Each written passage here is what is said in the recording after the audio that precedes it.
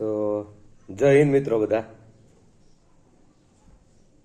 તો 2 મહિનાના લાંબા સમય બાદ અનેક વાદ વિવાદ, આંદોલનો, અનેક પાર્ટીના નેતાઓના બેફામ નિવેદનો છતાં પણ ગુજરાતની અંદર 7 તારીખે જે ચૂંટણી થઈ, કોઈ પણ વાદ વિવાદ વિના, તે બદલ ચૂંટણી પંચ અને પ્રશાસનનો પણ ખૂબ ખૂબ આપણે આભાર માનવો જોઈએ. હવે બધા નેતાઓના ભાવિ ઈવીએમમાં કેદ છે. અત્યારે તો કોનું પલડું ભારે, કોણ જીતશે, કોણ હારશે, એ તો હવે 4 મેના રોજ જ ખબર પડશે આપણને. ઘણાના શ્વાસ અદ્ધર છે, તો ઘણાને અંદરથી એવું થતું છે કે કેમ થાય, શું થાય, હારી જશું, જીતી જશું, એવા અનેક તર્કો વિતર્કો વચ્ચે શાંતિમય રીતે જે ચૂંટણી પૂર્ણ થઈ ગઈ, તે ખૂબ જ સારું કહેવાય ગુજરાત માટે. કારણ કે આ વખતે તો ઘણા બધા વાદ વિવાદો, આંદોલન, ઘણું બધું આવું આવ્યું અંદર. ઘણી બધી એવી સીટો છે કે જ્યાં ફૂલ ફાઇટ થવાની છે, કાંટેની ટક્કર થવાની છે. મારા મતે તો હું 3, 4, 5 સીટો એવી ગણું છું કે લગભગ કાંટે કે ટક્કર થવાની છે. કોણ જીતશે, કોણ હારશે, એનું હજી મીડિયાવાળા પણ નહીં કહી શકતા, આપણે પણ જનતા પણ ન કહી શકીએ. મારા મત મુજબ વલસાડ સીટ ઉપર 100%, મારા મત મુજબ કહું છું, અનંત પટેલ જીતે છે. બનાસકાંઠામાં પણ મને જ્ઞાનીબેન ઠાકોરનું પલડું ભારે દેખાય છે. જૂનાગઢમાં પણ કંઈ કહી ન શકાય, જામનગરની અંદર પણ કંઈ કહી ન શકાય. આણંદ સીટ પણ એક એવી છે કે જ્યાં કાંઈ કહી ન શકાય.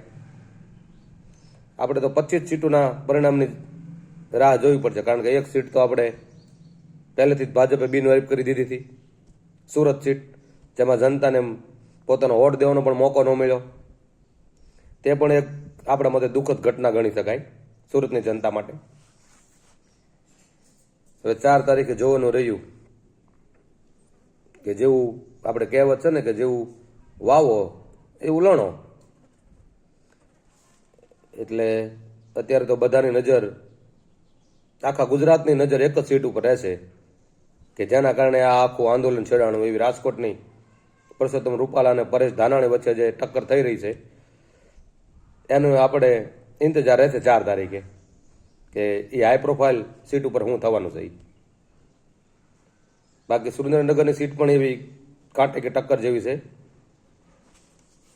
એક ભરૂચ સીટ કે જેમાં 2-3 તાલુકામાં હાઈએસ્ટ મતદાન થયું, એવા ચૈત્ર વસાવા અને મનસુખ વસાવા વચ્ચે પણ જે ટક્કર છે એ પણ એક જોવા જેવી થશે.